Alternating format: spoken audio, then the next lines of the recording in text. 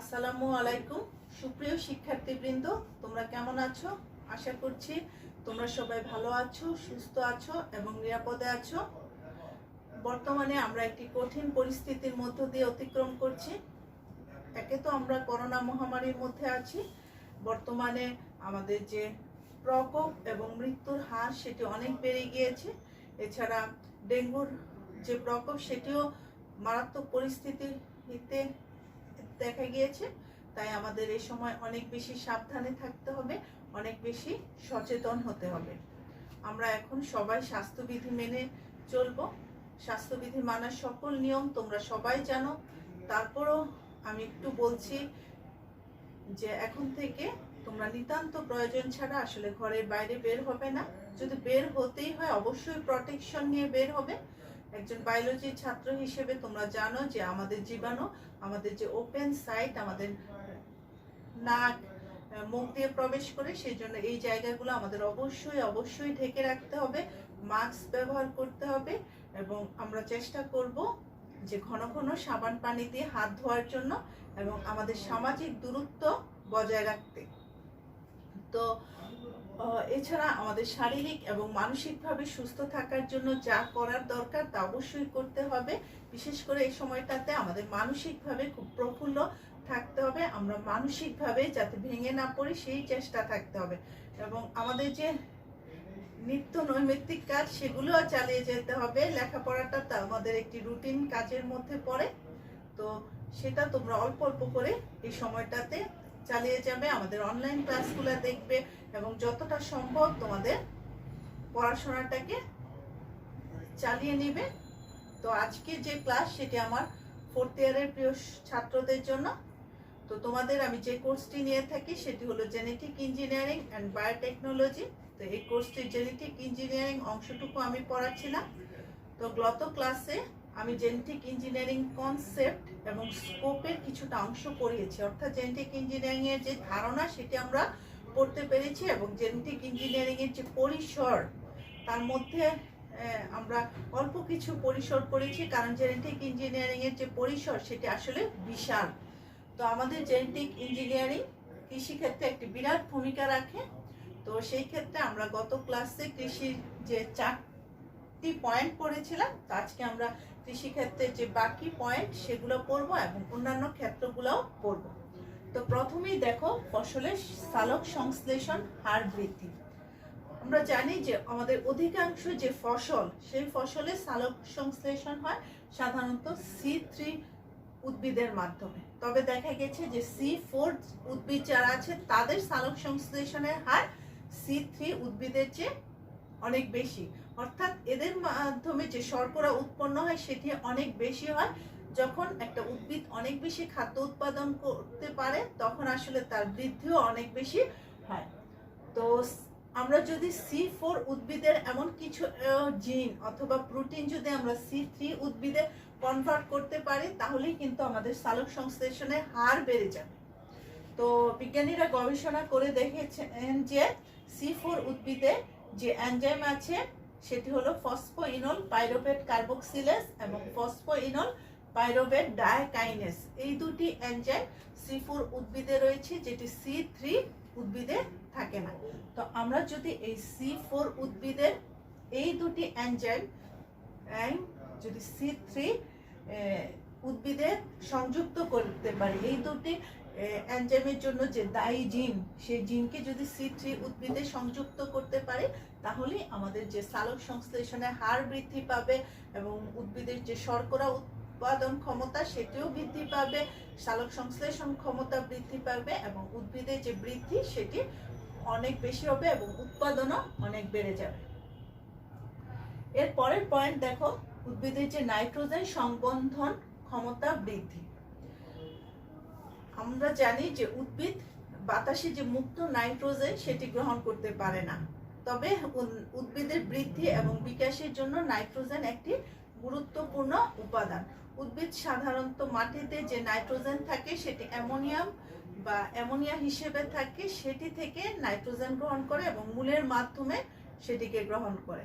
তো কিছু কিছু হচ্ছে নীলাভ সবুজ শৈবাল বা ব্যাকটেরিয়া আছে তারা সরাসরি যে বাতাসে যে মুক্ত নাইট্রোজেন সেটি গ্রহণ করতে পারে। তো আমরা যদি তাদের নাইট্রোজেন ফিক্সিং জিন নর্মাল উদ্ভিদে সংযুক্ত করতে পারি তাহলে আসলে উদ্ভিদ মুক্ত নাইট্রোজেন গ্রহণ করতে পারে। সেক্ষেত্রে আমাদের কি সুবিধা হবে? আমাদের এক তো সুবিধা হবে, আমাদের যে নাইট্রোজেন যে সার আমরা বছরে লক্ষ লক্ষ টন নাইট্রোজেন সার দেই সেই সারের খরচ বেড়ে যাবে। অ্যামোনিয়াম, তারপর নাইট্রেট যে সার দিই, সেই ইউরিয়া এমন নাইট্রেট যে সার দিই সেটির যে খরচ সেটি বেঁচে যাবে।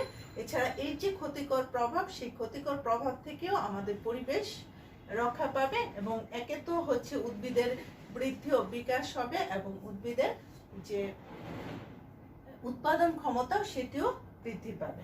আরেকটি হলো শস্যের পুষ্টিমান বৃদ্ধি। আসলে আমাদের শরীরের পুষ্টির জন্য খাদ্যের যে সকল উপাদান, শর্করা, প্রোটিন, লিপিড, তারপরে খনিজ লবণ, ভিটামিন, পানি, সেগুলো আসলে একটা নির্দিষ্ট পরিমাণে দরকার।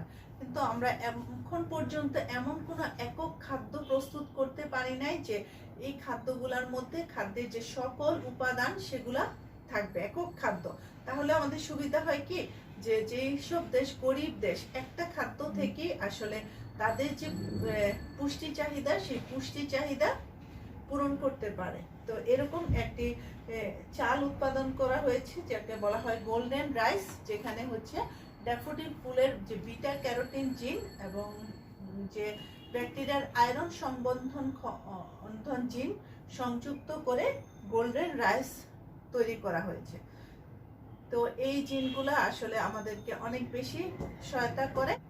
ড্যাফোডিল ফুলের যে বিটা ক্যারোটিন জিন, তার মধ্যে এমন একটি উপাদান আছে যেটি হচ্ছে ভিটামিন এর যে অভাব সেটি হচ্ছে পূরণ করে এবং যেটি হচ্ছে ব্যাকটেরিয়ার আয়রন সংবন্ধন ক্ষমতা জিন, সেটি আয়রনের যে চাহিদা সেটি হচ্ছে পূরণ করে। এর ফলে কি হবে দেখো, যেই রাইসটি আমরা পূরণ করব সেই রাইসটি খেলে আমাদের ভিটামিন এর চাহিদা পূরণ হবে এবং আমরা রাতকানা রোগ থেকে রক্ষা পাবো। এবং লক্ষ লক্ষ যে প্রচুর শিশু মারা যাচ্ছে রাতকানা রোগে আক্রান্ত হচ্ছে সেটি কিন্তু ভিটামিন এর অভাবে।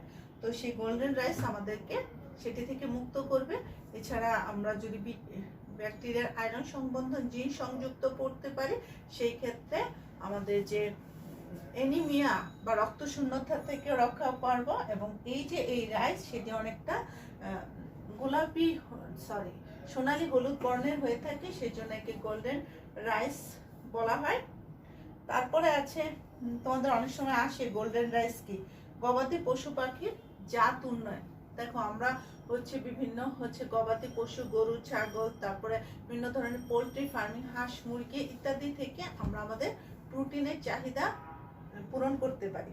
তো আমাদের জেনেটিক ইঞ্জিনিয়ারিং এর মেইন হচ্ছে লক্ষ্য হলো এদের উৎপাদন বৃদ্ধি, এদের যে গুণগত মান সেটি বৃদ্ধি, রোগ প্রতিরোধ ক্ষমতা বৃদ্ধি, এছাড়া তাদের যে অধিক দুগ্ধ ও মাংস উৎপাদনকারী যে পশু, সেই পশু বা হাঁস মুরগি আমরা চেয়ে থাকি। এবং জেনেটিক ইঞ্জিনিয়ারিং এর মাধ্যমে বিভিন্ন জিন ইনকর্পোরেট করে সেটি আসলে সম্ভব হয়েছে। তো অনেক সময় দেখা গেছে যে মানুষের যে গ্রোথ হরমোনের জিন সেটি মাছে দিয়ে মাছের যে উৎপাদন ক্ষমতা সেটি অনেকাংশে বৃদ্ধি পেয়েছে। এছাড়া প্রাণীর মধ্যে আসলে আমরা অনেক গবেষণা করেছি। আমরা বিভিন্ন টিকা যে তৈরি করি সেগুলো কিন্তু প্রথমে বিভিন্ন প্রাণীদের মধ্যে দিয়েও হচ্ছে গবেষণা করা যায়। তবে আমাদের মেইন লক্ষ্য হলো গবাদি পশুর যে উন্নয়ন, আমরা যাতে অধিক হচ্ছে দুধ, মাছ, ডিম পেতে পারি সেটি নিশ্চিত করা। আমাদের এই অধিক জনসংখ্যাকে খাওয়ানোর জন্য সেটি আমরা জেনেটিক ইঞ্জিনিয়ারিং এর মাধ্যমে নিশ্চিত করতে পারি। এখন আমরা দেখব যে শিল্পক্ষেত্রে জেনেটিক ইঞ্জিনিয়ারিং বা জিন প্রকৌশল কিভাবে অবদান রাখে। দেখো যে শিল্পক্ষেত্রে জিন প্রযুক্তির ব্যবহার কিন্তু সুদূর প্রসারী। শিল্পক্ষেত্রে আমরা রিকম্বিনেন্ট ডিএনএ প্রযুক্তির মাধ্যমে বিভিন্ন ধরনের আসলে চিকিৎসা সামগ্রীও তৈরি করতে পারছি। এছাড়া এই যে ধরো পেনিসিলিন একটি গুরুত্বপূর্ণ যে অ্যান্টিবায়োটিক এবং যেটি আমাদের একটি অ্যান্টিবায়োটিক হিসেবে কাজ করে এবং এই মিউটেশনের মাধ্যমে আমরা পেনিসিলিনের যে উৎপাদন ক্ষমতা সেটি অনেক গুণ বৃদ্ধি করা হয়েছে, প্রায় 10,000 গুণ বৃদ্ধি করা হয়েছে। এছাড়া আমাদের শিল্পক্ষেত্রে প্রয়োজনীয় বিভিন্ন ধরনের যে উপাদান যেমন ইথাইল অ্যালকোহল, তারপরে ভিনেগার আছে, বিউটারিক অ্যাসিড আছে প্রভৃতি উৎপাদনের জন্য আসলে বিভিন্ন ধরনের অণুজীবের পরিবর্তন ঘটিয়ে এদের উৎপাদন বৃদ্ধি করানো সম্ভব হয়েছে। এছাড়া বিজ্ঞানীগণ ইষ্টের পরিবর্তন ঘটিয়ে যে মদের স্বাদ, গন্ধ এবং বর্ণের যে আকর্ষণীয় যে পরিবর্তনের জন্য নিরলসভাবে কাজ করছে। এরপর আরেকটি আছে যে গ্রিন প্লাস্টিক। দেখো, বর্তমানে যে পেট্রোলিয়ামজাত প্লাস্টিক সেটি আমাদের অনেক পরিবেশের সমস্যার সৃষ্টি করছে। তো বিজ্ঞানীরা দেখছে যে আমরা যদি জিন প্রযুক্তির মাধ্যমে গ্রিন প্লাস্টিক তৈরি করা সম্ভব হয়েছে, এবং এই যে গ্রিন প্লাস্টিক সেটি বায়োডিগ্রেডেবল বলে পরিবেশের তেমন কোনো ক্ষতি হচ্ছে না। তারপর আমরা দেখব আমাদের চিকিৎসা ক্ষেত্রে জিন প্রকৌশল কিভাবে কাজ করছে। চিকিৎসা ক্ষেত্রে জিন প্রকৌশল 3 ভাবে কাজ করে। একটি হলো রোগ নির্ণয়, রোগ প্রতিরোধ এবং রোগ নিরাময়। তো রোগ নির্ণয়ের ক্ষেত্রে অনেক ক্ষেত্রে আমরা জেনেটিক প্রোব ব্যবহার করে আমরা অনেক ধরনের যে জেনেটিক রোগ সেগুলা নির্ণয় করতে সম্ভব হয়েছি, যেটা আসলে আগে অনেক বেশি কষ্টকর ছিল। এছাড়া আমরা হাইব্রিডোমা প্রযুক্তির মাধ্যমে মনোক্লোনাল অ্যান্টিবডি তৈরি করে বিভিন্ন রোগের টিকা উৎপাদন সম্ভব হয়েছে, যেটা রোগ প্রতিরোধে একটি গুরুত্বপূর্ণ ভূমিকা পালন করে। এছাড়া দেখো, রোগ নিরাময়ের ক্ষেত্রে আমরা রিকম্বিনেন্ট ডিএনএ প্রযুক্তির মাধ্যমে ইন্টারফেরন, সোমাটোস্টেসিন, তারপর ইনসুলিন প্রভৃতি তৈরি করা সম্ভব হয়েছে, যা ক্যান্সার, ইন্টারফেরন হচ্ছে ক্যান্সার যেটি ভাইরাসের বিরুদ্ধে কাজ করে। এছাড়া যেটি সোমাটোস্টেসিন সেটি মানুষের যে দৈহিক বৃদ্ধিজনিত সমস্যা সেটি সাহায্য করে, এবং ইনসুলিন হচ্ছে ডায়াবেটিস রোগে সহায়তা করে ইত্যাদি জটিল রোগ নিরাময়ে ব্যবহৃত হয়েছে। এছাড়া কিন্তু চিকিৎসা ক্ষেত্রে আমরা জেনেটিক ইঞ্জিনিয়ারিংকে নানাভাবে ব্যবহার করতে পারি। তো বর্তমানে জিন থেরাপি চিকিৎসা বিজ্ঞানের এক নতুন সংযোজন। আমরা যদি মানুষের ক্ষতিগ্রস্ত বা ক্ষতিকর জিন প্রতিস্থাপন করে নতুন সুস্থ জিন সংযোজনের মাধ্যমে বিভিন্ন যে বংশগত রোগ, তোমরা বংশগত কিছু রোগের নাম শুনেছ, যেগুলো হচ্ছে হিমোফিলিয়া, তারপর জেনেটিক অস্বাভাবিকতা প্রভৃতি নিরাময় জেনেটিক ইঞ্জিনিয়ারিং এর কারণে আজকে সম্ভব হয়েছে। এছাড়া আমাদের রোগ নির্ণয়ের ক্ষেত্রে বা রোগ নিরাময়ের ক্ষেত্রে জিনোম গঠন ভিত্তিক ঔষধের উদ্ভাবন ও চিকিৎসা বিজ্ঞানে নতুন মাত্রা যোগ করেছে। এই যে আমরা আজকে বিশ্বব্যাপী করোনার যে টিকা আমরা পেয়ে গেছি, অতি দ্রুত আমরা কিন্তু করোনার টিকা পেয়ে গেছি, সেটি কিন্তু আমাদের এই যে জেনেটিক ইঞ্জিনিয়ারিং এরই একটি সফলতা তোমরা বলতে পারো। তারপর দেখো, পরিবেশ সংরক্ষণে জিন প্রকৌশল ও জৈব প্রযুক্তি কিভাবে কাজে লাগে। আমরা জানি যে বিভিন্ন ধরনের যে রাসায়নিক পদার্থ সেটি আমাদের পরিবেশ দূষণ ঘটায়। জিন প্রযুক্তি দ্বারা উৎপন্ন যে বিভিন্ন অণুজীব এসব দূষণ সৃষ্টিকারী পদার্থকে খাদ্য হিসেবে গ্রহণ করে আমাদের পরিবেশকে মোটামুটি দূষণমুক্ত রাখে। দেখো, তৈলবাহী জাহাজ থেকে যে তেল নিঃসরণের ফলে যে পানি দূষণ সৃষ্টি হয় তা রোধ করার জন্য বিজ্ঞানীরা ট্রান্সজেনিক ব্যাকটেরিয়ার একটি জাত সৃষ্টি করেছে। এসব ব্যাকটেরিয়া জাহাজ নিঃসৃত যে তেল, সেই তেলগুলোকে খাদ্য হিসেবে গ্রহণ করে, তারপর তারা বংশবৃদ্ধি করে এবং পরিবেশটাকে দূষণমুক্ত রাখে। এছাড়া আমাদের যে পয় বর্জ্য আছে এবং শিল্প বর্জ্য শোধনের জন্য কিন্তু আমরা জিন প্রযুক্তি কৌশল হিসেবে ব্যবহার করতে পারি, এবং এটি একটি গুরুত্বপূর্ণ ভূমিকা পালন করে। তারপর 5 নম্বর যে পয়েন্ট আমাদের বায়োফার্মিং। বায়োফার্মিং জিনিসটা কি? ধরো, বিভিন্ন ধরনের চিকিৎসা সামগ্রী উৎপাদনের লক্ষ্যে বিভিন্ন যে উদ্ভিদ ও প্রাণীর যে কোষের জিন প্রকৌশলের মাধ্যমে নতুন জিন সংযুক্ত করা হয়েছে। এই প্রযুক্তিতে জীবদেহের রোগ নিরাময়ের জন্য প্রয়োজনীয় শর্করা, প্রোটিন, অ্যালকোহল প্রভৃতি তৈরি করা সম্ভব হয়েছে। আশা করা যাচ্ছে যে ভবিষ্যতে আমরা জিন প্রকৌশলের মাধ্যমে বায়োফার্মিং প্রক্রিয়ায় চিকিৎসা সামগ্রীর অধিকাংশই আমরা এই যে বায়োফার্মিং প্রক্রিয়ার মাধ্যমে সেটি তৈরি করা সম্ভব হবে। তো তোমাদের কিন্তু অনেক সময় শর্ট নোট হিসেবে বায়োফার্মিং কি সেটি আবার চলে আসে। তারপর আমরা দেখব যে আমাদের আরেকটি হচ্ছে পয়েন্ট, সেটি হলো রাসায়নিক পদার্থ ও জ্বালানি উৎপাদনে জিন প্রকৌশল ও জৈব প্রযুক্তি কিভাবে ভূমিকা রাখে। দেখো, জিন প্রকৌশল ও জৈব প্রযুক্তি বিভিন্ন অণুজীবীয় যে রাসায়নিক পদার্থ এবং জ্বালানি উৎপাদনের উপর গুরুত্বপূর্ণ প্রভাব সৃষ্টি করেছে। আমি অলরেডি একটি ব্যাকটেরিয়ার নাম লিখেছি। তো এই ব্যাকটেরিয়াটি খুবই ইম্পর্টেন্ট, যেটি হলো ব্যাসিলাস অ্যামাইলোলিকুইফেসিয়েন্স। তোমরা একটু মনে রাখবা, ব্যাসিলাস অ্যামাইলোলিকুইফেসিয়েন্স। এবং এছাড়া আরো অন্যান্য ব্যাকটেরিয়া আছে, যেটি হলো ল্যাক্টোব্যাসিলাস কেসিকে জেনেটিক্যালি রূপান্তরিত করে বিজ্ঞানীরা বাণিজ্যিক ভিত্তিতে বিভিন্ন ধরনের অ্যামাইনো অ্যাসিড তৈরি করার উপযোগী করে গড়ে তোলা সম্ভব হয়েছে। এছাড়া আরেকটি ব্যাকটেরিয়া আছে, যেটা হচ্ছে জাইমোমোনাস মোবিলিস জাতের ব্যাকটেরিয়া, যেটি হচ্ছে সেলুলোজ জিন যুক্ত করে। এই ব্যাকটেরিয়ার মধ্যে অন্য একটি ব্যাকটেরিয়ার হচ্ছে সেলুলোজ যুক্ত করে সেলুলোজ ব্যবহারের যে ক্ষমতা, সেটি আবার 6 গুণ বৃদ্ধি করা হয়েছে। এছাড়া ইকোলাই, তারপর হচ্ছে ক্লেপসেলা, প্লেন্টিকেলা আর কিছু জিন যুক্ত করে গ্লুকোজ ও জাইলোস থেকে অধিক পরিমাণ ইথানল তৈরি করা সম্ভব হচ্ছে। আসলে আমরা বিভিন্ন জ্বালানি উৎপাদনে সেই ব্যাকটেরিয়াগুলোকে কাজে লাগাবো এবং আমরা জ্বালানি উৎপাদন অধিক তৈরি করতে পারবো এই জেনেটিক ইঞ্জিনিয়ারিং এর মাধ্যমে।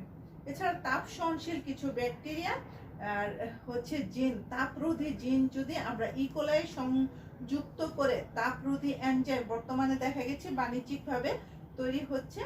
তো জিন প্রযুক্তির প্রয়োগের মাধ্যমে আমরা গৃহস্থালী বর্জ্য থেকে বিভিন্ন ধরনের বায়োগ্যাস তৈরি হয়, যেগুলো হচ্ছে ব্যাকটেরিয়ার মিথেন তৈরির ক্ষমতা বৃদ্ধি করা সম্ভব হয়েছে। তো এরপর আছে বিভিন্ন ধরনের যে ভারী ধাতু নিষ্কাশন। তো ভারী ধাতু নিষ্কাশনের ক্ষেত্রে দেখা গেছে কিছু কিছু ব্যাকটেরিয়া যারা আকরিক থেকে কপার, তোমরা জানো আকরিক থেকে কপার উত্তোলন করা হয়। এছাড়া ইউরেনিয়াম, সীসা, আমাদের যে গোল্ড প্রভৃতি যে ভারী ধাতু যেটি নিষ্কাশন করতে সক্ষম, কিন্তু এই ব্যাকটেরিয়ার কার্যক্ষমতা অনেক ধীর প্রকৃতির এবং সময় সাপেক্ষ ব্যাপার বিধায় এইসব ব্যাকটেরিয়া যে ভারী ধাতু নিষ্কাশন করে সেটি অনেকটা লাভজনক নয়।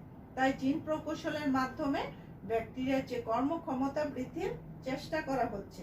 তো এক ধরনের ব্যাকটেরিয়া আছে, যেটা হচ্ছে থায়োব্যাসিলাস ফেরোক্সিডেন্স এর জেনেটিক মডিফিকেশন করে এর উৎপাদন ক্ষমতা বৃদ্ধি করে একে কপার এবং ইউরিয়া নিষ্কাশনের জন্য খনিতে ব্যবহার করা হয়েছে। এবং অস্ট্রেলিয়ার যারা বিজ্ঞানীগণ, তোমরা জানো অস্ট্রেলিয়ায় বিভিন্ন ধরনের যে খনি, সেই খনি রয়েছে, এই জিন প্রকৌশলের মাধ্যমে উৎপাদিত ব্যাকটেরিয়া ব্যবহার করে ম্যাঙ্গানিজ নিষ্কাশন করতে সক্ষম হয়েছে। বর্তমানে দেখো জিন প্রকৌশলের সার্বিক যে সাফল্য বিজ্ঞানীদের নতুন নতুন উদ্ভাবনীতে আশান্বিত করে তুলেছে এবং সেই সাথে মানুষের যে প্রত্যাশা সেটিও কিন্তু অনেক বৃদ্ধি পেয়েছে। তাই আশা করা যায় যে জিন প্রকৌশল এবং জৈব প্রযুক্তির সফল প্রয়োগ করে নিকট ভবিষ্যতে এমন সাফল্য অর্জিত হবে যা মানুষের খাদ্য, চিকিৎসা এবং উপভোগের যে উপকরণ প্রভৃতির সহজলভ্যতা নিশ্চিত হবে এই জেনেটিক ইঞ্জিনিয়ারিং এর মাধ্যমে। এবং তখন আসলে আমরা উন্নয়নের আরো এক ধাপ এগিয়ে যাব। তারপর দেখো খাদ্য উৎপাদনে জিন প্রকৌশল কিভাবে ভূমিকা রাখে। তো জিন স্থানান্তর এবং মডিফিকেশনের মাধ্যমে উদ্ভিদের জাতে উন্নয়নকে জিএম প্রযুক্তি বা জিএমটি কি জেনেটিক্যালি মডিফাইড টেকনোলজি বলা হয়। তো এই জিএম প্রযুক্তির অন্যতম লক্ষ্য কি, আমাদের যে এই যে ক্রমবর্ধমান জনসংখ্যা, সেই জনসংখ্যার জন্য যে বিপুল যে খাদ্য দরকার, সেই খাদ্য চাহিদা রয়েছে তা পূরণ করা। এবং অধিকাংশ জিএম শস্যই হলো বিভিন্ন ধরনের যে খাদ্য শস্য, তার মধ্যে রয়েছে ভুট্টা, সয়াবিন, সরিষা, আলু, ধান, গম, পটেটো ইত্যাদি। এসব শস্য থেকে উৎপাদিত খাদ্যদ্রব্যকে জিএম খাদ্য বা জিএম ফুড বলে। তোমাদের পরীক্ষায় আসে জিএম ফুড কি। জিএম খাদ্য বাজারজাত করার আগে নানা কঠোর পরীক্ষা নিরীক্ষার সম্মুখীন হতে হয়।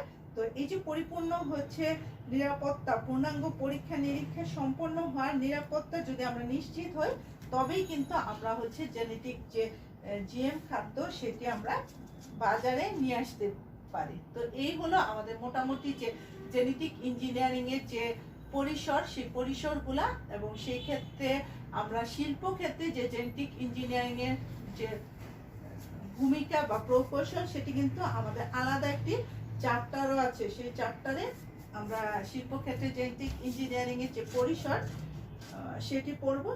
এছাড়া জেনেটিক ইঞ্জিনিয়ারিং এর কিছু ক্ষতিকর দিকও কিন্তু রয়েছে, সেটি একটু তোমাদের জানা দরকার। জেনেটিক ইঞ্জিনিয়ারিং এর যদি অনেক ভালো দিক থাকলেও এর যে ভয়াবহতার দিকটাও কিন্তু আমাদের হচ্ছে চিন্তা করতে হবে। কারণ আমরা জেনেটিক ইঞ্জিনিয়ারিং এর কে কিভাবে কাজে লাগাবো তার উপর আসলে এর যে প্রভাব সেটি ডিপেন্ড করে। রিকম্বিনেন্ট ডিএনএ কে যদি কোনো কারণে ক্ষতিকর হয়ে পড়ে, তাহলে কিন্তু এর যে বিরূপ প্রভাব সেটি সমগ্র জীবজগতে একটা ভয়াবহ বিপর্যয় ডেকে আনবে। তো এই যে রিকম্বিনেন্ট ডিএনএ যে নতুন বৈশিষ্ট্য অর্জন করে, তার কিছু পার্শ্ব প্রতিক্রিয়া থাকতে পারে যা অতি গুরুত্বের সাথে পর্যবেক্ষণ করা প্রয়োজন। বিজ্ঞানীদের এটি দেখতে হবে। এই জন্য দেখো না যে করোনার টিকায় কিন্তু বিজ্ঞানীরা অনেক আগেই কিন্তু বের করে ফেলেছে, কিন্তু এর আসলে প্রতিক্রিয়া কি হবে সেটি আসলে বিভিন্ন হচ্ছে ট্রায়াল ইরর মেথডের মাধ্যমে বিজ্ঞানীদের দেখতে হয়। সেটি আসলে কতটা হচ্ছে আমাদের স্বাস্থ্যের জন্য, কতটা হচ্ছে আমাদের স্বাস্থ্যের সাথে কতটা সেটি খাওয়াতে পারবে। তো নতুন জিন যদি ক্ষতিকর বা বিষাক্ত প্রোটিন সংশ্লেষণ করতে থাকে, তাহলে এর বিপদ হবে আবার বহুমুখী, এবং এর প্রভাবে বিভিন্ন নতুন নতুন রোগ সৃষ্টি হতে পারে, যা মানব কোষে এমন বৈশিষ্ট্যের সঞ্চারণ করতে পারে যার থেকে আবার ক্যান্সারও সৃষ্টি হতে পারে। আবার দেখো যে শর্টগান পদ্ধতি, যেটি তোমরা জানো না, অবশ্যই জানবে এই জেনেটিক ইঞ্জিনিয়ারিং এ পড়ার পর। সেই শর্টগান পদ্ধতিতে যে ডিএনএ খণ্ড কোষে নিবেশন করা হয়, তার সাথে পছন্দ অনুযায়ী জিনের সাথে অতিরিক্ত অংশ যুক্ত থাকে। এই অতিরিক্ত বা অযোজিত ডিএনএ খণ্ড অনেক সময় ক্ষতির কারণ হতে পারে। যদি ইকোলাই কোষে প্রবিষ্ট অ্যান্টিবায়োটিক রেজিস্ট্যান্ট জিন কোনো রোগ সৃষ্টিকারী ব্যাকটেরিয়ার দেহে স্থানান্তর করা হয়, তাহলে অ্যান্টিবায়োটিক ব্যবহার করে ওই রোগ জীবাণু কিন্তু দমন করা সম্ভব হবে না। তাহলে আবার দেখা যাবে যার ফলে নতুন সমস্যার সৃষ্টি হবে। এসব কারণে বিজ্ঞানীগণ সমাজ ও মানব স্বাস্থ্য ঝুঁকির কথা চিন্তা করে অতি সতর্কতার সাথে জিন গবেষণায় অগ্রসর হতে হবে।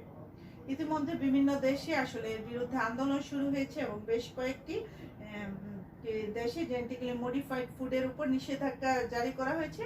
এই পদ্ধতিতে উৎপাদন জিএম যে গোলালু ও যে আলু নিরাপদ নয় বিবেচনা করে ইউরোপিয়ান কমিশন বৈজ্ঞানিকগণ উপদেষ্টা যেটি বাজার থেকে সেটিকে প্রত্যাহার করে নিয়েছে। তো তারপরও আসলে জেনেটিক ইঞ্জিনিয়ারিং এর মাধ্যমে আমাদের আসলে যে বিশাল জনসংখ্যা, সেটি আসলে জেনেটিক ইঞ্জিনিয়ারিং ছাড়া আসলে বিকল্প নেই। আমরা যদি অতি দ্রুত আমাদের এই জনসংখ্যাকে বাঁচাতে চাই, দ্রুততম পদক্ষেপ বেশি উৎপাদন করতে চাই, সেক্ষেত্রে জেনেটিক ইঞ্জিনিয়ারিং অবশ্যই ব্যবহার করতে হবে। তবে সেটি অনেক হচ্ছে সতর্কতার সাথে ব্যবহার করতে হবে। সেই ক্ষেত্রে হচ্ছে বিজ্ঞানীদের আরো বেশি সচেতন হতে হবে, আরো বেশি সচেষ্ট থাকতে হবে। আসলে জেনেটিক ইঞ্জিনিয়ারিং এর হচ্ছে বিকল্প নেই, এই নিয়ে গবেষণা চালিয়ে যেতে হবে। তবে এর যে ক্ষতিকর দিক সেটি অবশ্যই বিজ্ঞানীরা মাথায় রেখে তারপর এর যে সফল দিক বা সফলতাগুলা আমাদেরকে সামনে নিয়ে আসতে হবে। তাহলে আমরা এই জেনেটিক ইঞ্জিনিয়ারিংকে আমাদেরকে কাজে লাগাতে পারবো। তো এই হলো যে জেনেটিক ইঞ্জিনিয়ারিং এর পরিসর মোটামুটি। তো তোমরা এগুলো ভালো করে পড়বে, আলাদা আলাদা করে পড়বে। তোমাদের পরীক্ষায় অনেক সময় আসে যে কৃষিক্ষেত্রে জেনেটিক ইঞ্জিনিয়ারিং এর ভূমিকা লেখো, অথবা চিকিৎসা ক্ষেত্রে জিন প্রকৌশল কিভাবে কাজ করে, শিল্পক্ষেত্রে জেনেটিক ইঞ্জিনিয়ারিং এর ভূমিকা লিখো। তো আমি শিল্পক্ষেত্রে আবার তোমাদের আরেকটি চ্যাপ্টার রয়েছে, সেখানে পড়াবো। চিকিৎসা ক্ষেত্রেও সেখানে চলে আসবে। তো এই দুইটা আসলে তোমরা আরো বিস্তারিত পড়বে। এছাড়া অনেক সময় আসে যে মানব কল্যাণে জিন প্রকৌশলের ভূমিকা লিখো। তো এগুলাই হচ্ছে তোমরা মানব কল্যাণে জিন প্রকৌশল কিভাবে ভূমিকা রাখে এগুলাই দিবে। তো আজকে এই পর্যন্তই। তোমরা ভালো থেকো, সুস্থ থেকো। ধন্যবাদ সবাইকে।